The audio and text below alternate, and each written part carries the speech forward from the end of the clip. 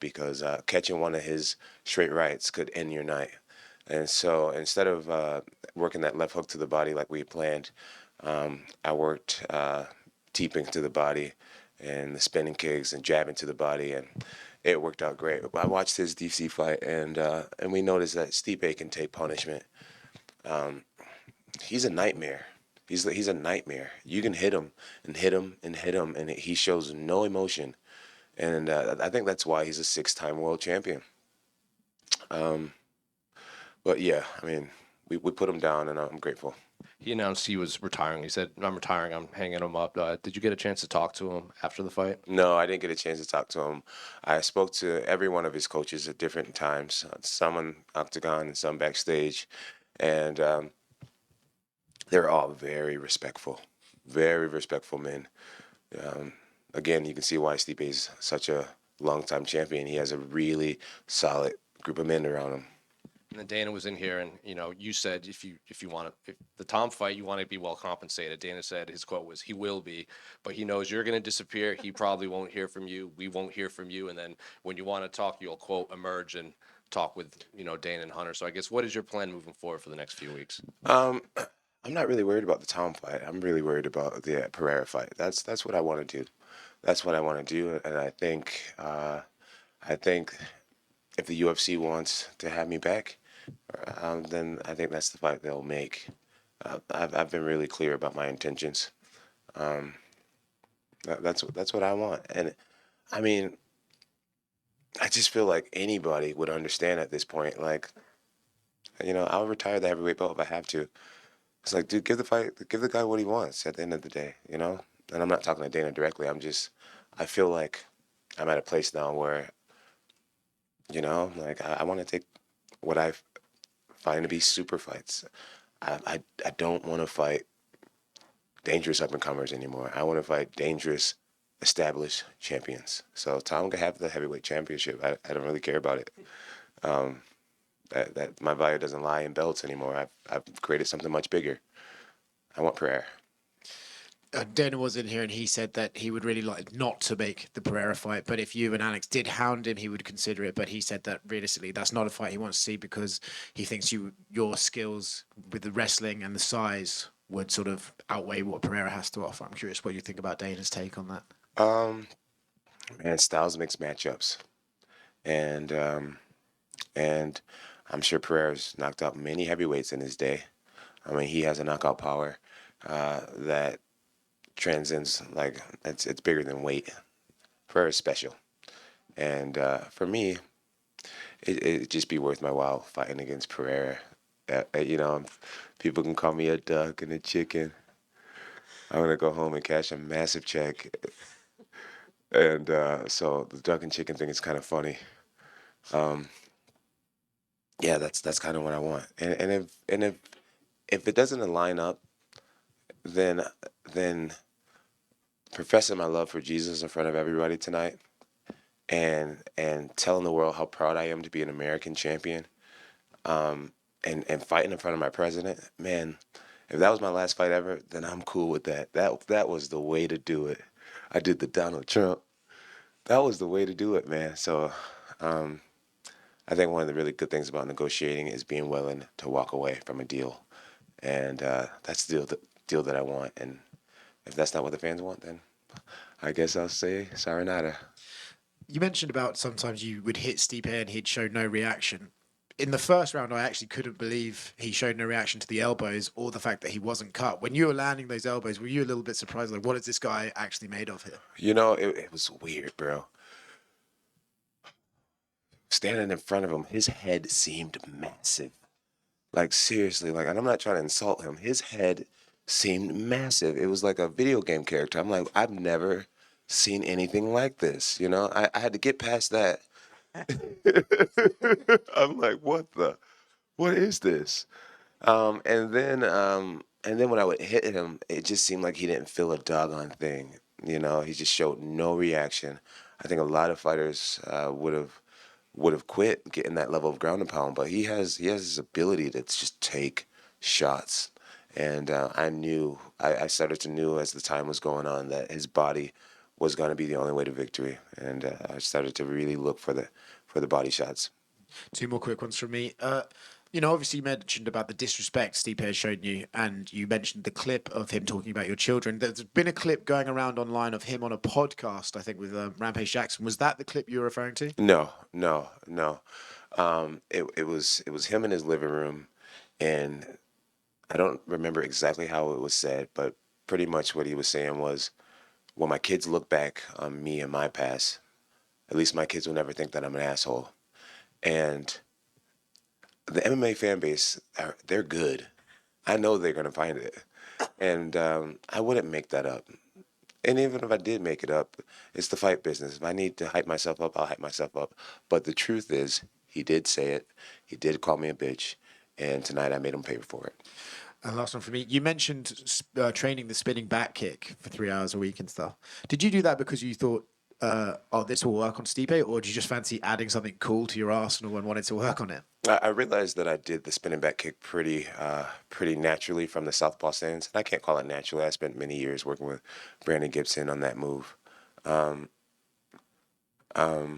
I wanted to make it better. I realized that the spinning kick is a move that can drop an elephant if you do it right. It's a devastating move, in my opinion, the most powerful kick in martial arts. And we've all seen me fight for a while now. I don't really have one punch knockout power. So my mind was, John, why not develop a technique that could stop any man? And I came up with the spinning back kick. And I mean, you can be any fighter, and if I catch you just right, you're going down, no matter how well trained you are. So I'll continue to work it, and I'll have some. I'm just gonna continue to work it. I'm Jo- sure. I'm sure all future opponents saw that, and it's just like that could easily happen to me. And so I'm gonna work it more and more and more. John, both of your brothers were in the NFL. You're the greatest of all time. I want to know, honest answer. Who do you believe is the best athlete out of you and your brothers? Uh, Best athlete Chandler, my little brother Chandler. Chandler's an extraordinary human being. He's a really special young man. I love him to death. And yeah, Chandler's a freak. If he decided to be an MMA fighter, I think he'd do very well. He's a very dedicated athlete. And speaking of your family, your mother would be so proud of you today. I want to know if you look back from, when she passed to now, I like to know like how much have you felt you've grown as a person and how proud would she be of you and what would she think of how you did today? My mom used to worry about me. I was the one son that she stayed up all night. I was the first one to stop coming home at night, spending the night, staying out at parties. Um, you know, my mom used to worry about me a lot. She used to pray for me a lot, and I know for a fact that she'd be incredibly proud of the man that I'm turning into. I can't say turned into because we are all works in progress, you know. But the man that I'm turning into, I know for a fact she would be very proud. I shouldn't say she would be. I know for a fact that she is very proud of me. I actually had a dream about her this morning where I was hanging out with my dad, and we kind of got sick of each other, and so I was like, I'm gonna go call mom. And the moment that I was heading to call my mom, I woke up this morning, and and I know that was a dream that was meant for me today, just to let me know that I can talk to her, and and it was a beautiful thing. I was at breakfast with my team, and I was just crying. I was just crying this morning, just thinking about my mother. And my mom used to be in the audience saying, "Johnny, get him, Johnny." And and I felt her today. I really felt my mom today. She was here with me today. It was a really beautiful day. Thank you for giving me the chance to acknowledge her. John, right here. You've always been a visionary of the big things. You talk about the fight against Alex. Have you envisioned a place, a perfect location for that fight? No, no, I haven't. I haven't. There's so many questions when it comes to what's going to happen as far as Alex and Tom and my future. I can't even think about it right now. All I want to do right now is take my team out and get them the biggest stakes in New York City. These guys deserve it. They deserve ice cold beer, whatever they want, because they have really committed to me so much. My team is an amazing group of men, amazing group, and that's all I want right now. Thank you. See them happy. So that's I just got two real quick ones, but just for suggesting, you just won here in New York City. The last 2 years before that, he won here in New York City. So there's a lot of history right there. With Pereira, Yeah, I mean, he won 2 years in a row and headlining here, and then you just won here. So the one thing that's really cool is that I'm noticing that the fans are starting to shift. They're like, wait a minute, this Pereira fight is absolutely massive as well, and that's cool. I'm glad that you guys are seeing it. So two quick ones. You talked about your team. You kind of amassed this like dream team for this camp. One of the guys that was in your team was Gable Steveson. I mean, I think the world would love to see that guy come to MMA. You chirping him at anything? Kind of suggesting him to come over? Gable has everything that it takes. You know, one of his first days at practice, one of my teammates got injured sparring with me, and Gable was like, I'll go in. I'm like, Gable, you might want to learn how to block and, defend yourself first. It can be a lot more difficult than what it seems. But that let me at that moment know that he is very game. I need him in the face at one of his very first practices. He ate it, and he looked like a little kid, like he just developed a new toy. He's going to be scary. He's going to be very scary when he decides to do MMA. He knows how to make men appear very weak.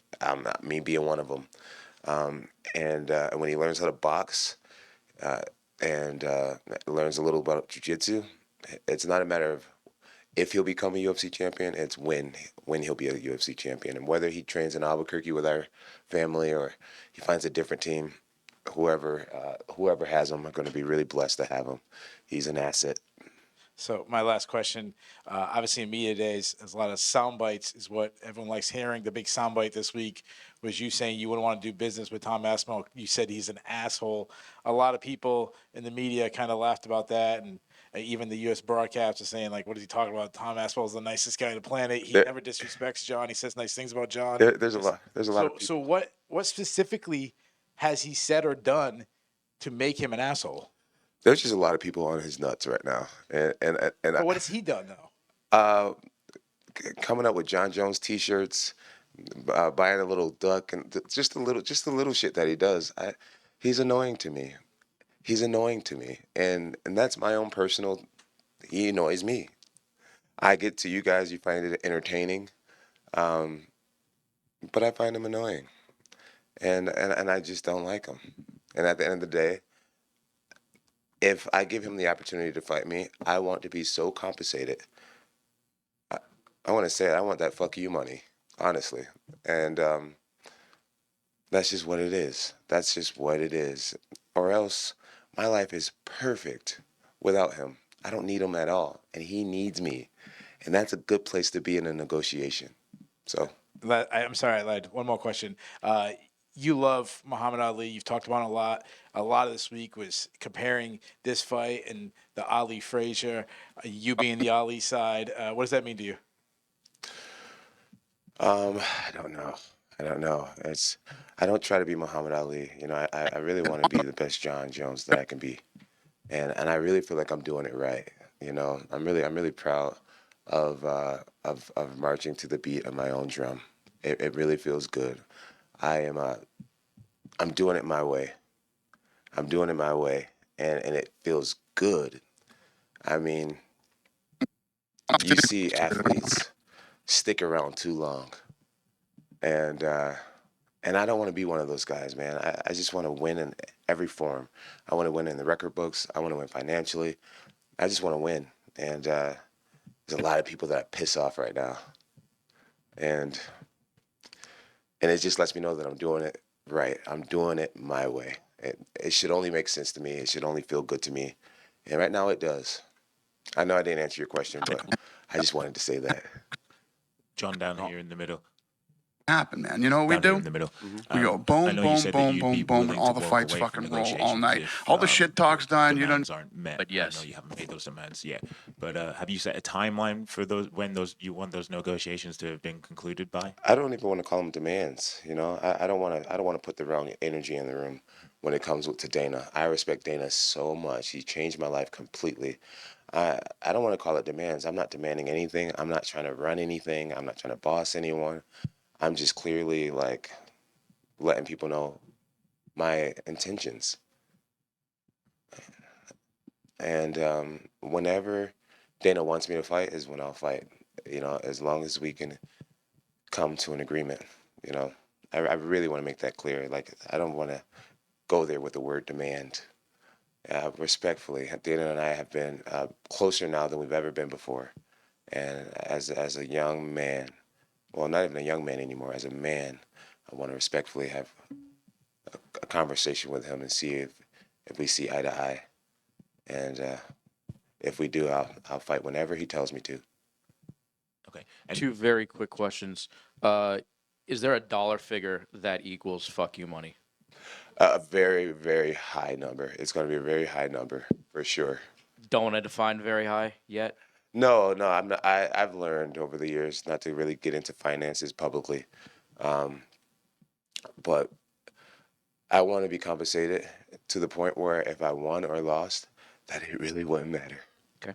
And the last question, you have mentioned obviously that you would like to fight Pereira for the BMF belt. So last question I have is, why are you ducking Max Holloway? I like that. You're funny. No? No? All right. Thank you. I'll give the guys a soundbite. Quack, quack, quack. John over here. John, I know you're a big LeBron James fan, and he's in his late 30s, still dominating the sport. 4 straight triple doubles. You're in your late 30s, still the GOAT. I just want to know what is it that you guys have in common from a mental perspective that allows you guys to still perfect your craft even into your older years? I don't know. I don't know what it is, but I'm grateful to have whatever it is. It is. I definitely know that these is what I'll say first. I'm going to say my relationship with God. I'm far from perfect human being, but I do love God, and I feel like He loves me too. He loves us all, really. My fiance, she's taken me very far. Without her, I would not have made it this far. I know that for a fact. My team, the men in my life. I have extraordinary men in my life, and I am strong enough to know how to ask for help. And I know that we were designed to be together and to have many people that has your back. And I'm just surrounded by powerful, intelligent men. And I think that's why I'm still here. John over here. To your right. Over here. Down here. You're like to the right. I'm like, Yeah, sorry. your other right, John. So Francis Ngannou paid a little tribute to what you said after his fight. I think he came on social media. He says, "Jones looked great out there tonight. Congrats, Johnny boy. I see you." Is that a fight that maybe interests you? Like obviously Pereira is number 1 on your list, but is that one that maybe interests you more than even Tom? I'm here to talk UFC business tonight. So I mean, Turki Al Sheikh has been able to get these kinds of fights done in boxing. Maybe he could make it happen in the UFC. Whatever Uncle Dana tells me. I also wanted to ask as well, because obviously you're someone who's considered, the greatest of all time in your sport. Another GOAT was on last night in Dallas. Were you able to catch any of the Mike Tyson fight, and what was your thoughts on him getting back in the ring at 58? I did catch the fight. It was hard to see him so old. Red Jones Jr. kept saying it, man, those legs aren't working. It was really hard to see. He really sold it, with the highlight videos of him training and his physique. I wish he wouldn't have showed us his ass. That was a little wild.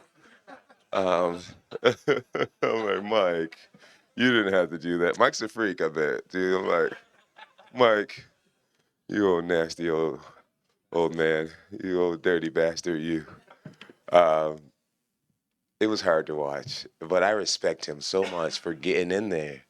That was the cool part. It's just I'm sure they compensated him very well, he got to give a bunch of fans what they wanted, which is just to be alive to see him compete.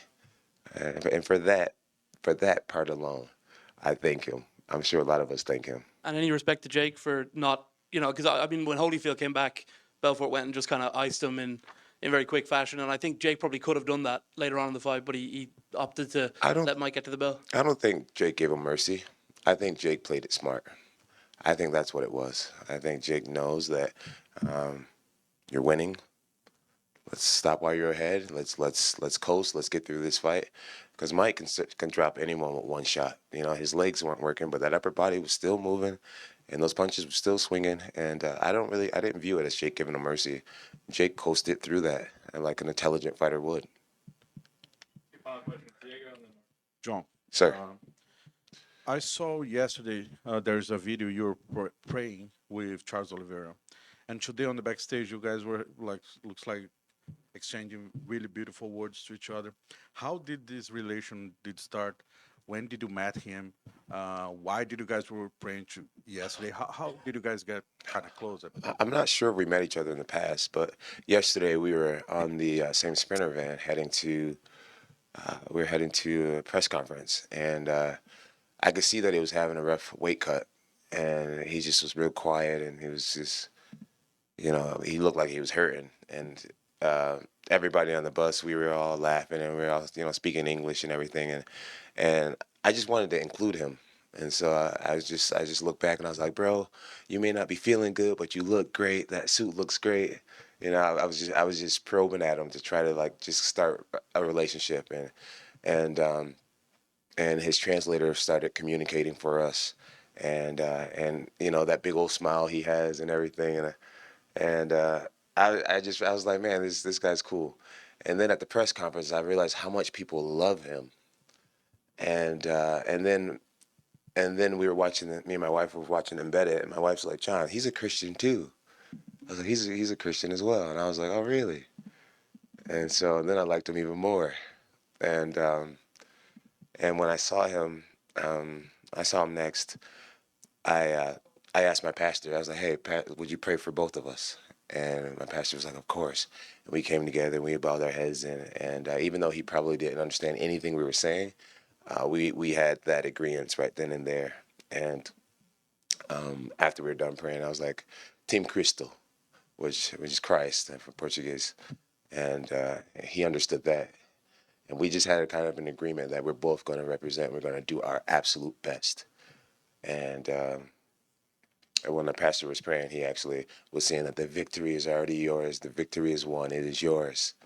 And I believe him when he says that. And so now it was our job to do our part and give it all we had. And when I heard that he won, because we turned the TV off in my locker room, all my guys were watching the fights. I'm like, bro, what are you doing? But anyways, when I heard that he won, it was one piece of the puzzle that was already written. And then I just knew I had to go out there and do my part. Just the last one, please. John, here. Yo, give this man one. Well, I'm going to answer your question. I've What's been up? trying. Come I on. mean, I have at least 50 questions. No, I'm not going to answer 50 questions. But I'll ask just one. You Sorry. proved again that you're greatest of all time tonight. It was an excellent performance, pretty wise, pretty patient. Like it was a perfect performance. I really have a lot of questions, but I only ask one. You had a great career, like best fighter ever for sure. What was the most memorable moment throughout your career? The most important moment? Tonight was Stephen Bonner, Mauricio Shogun Hua, and tonight was incredibly special.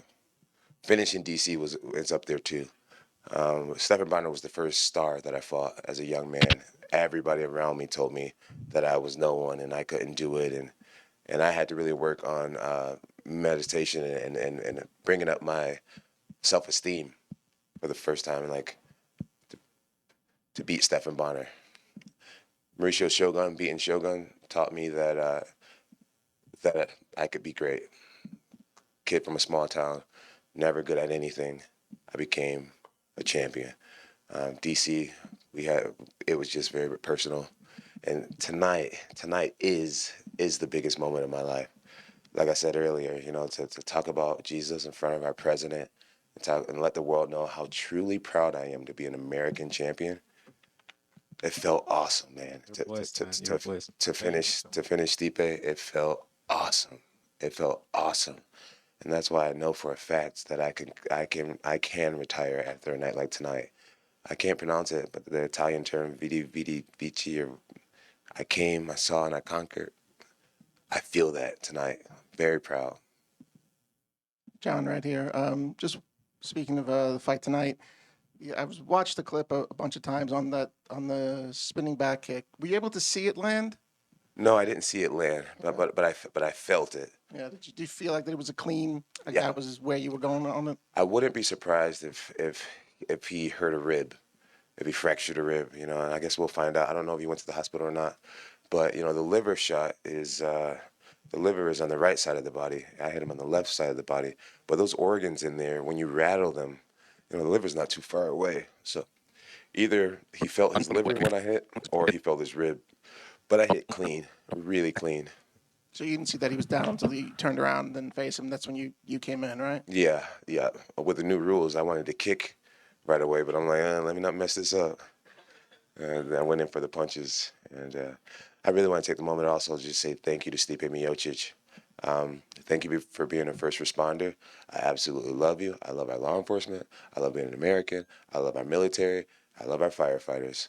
I love our nurses and our doctors. And I appreciate you, even though I did not like you during this event. I appreciate you and I respect you so much. Thank you to you, your family. God bless you. Sincerely.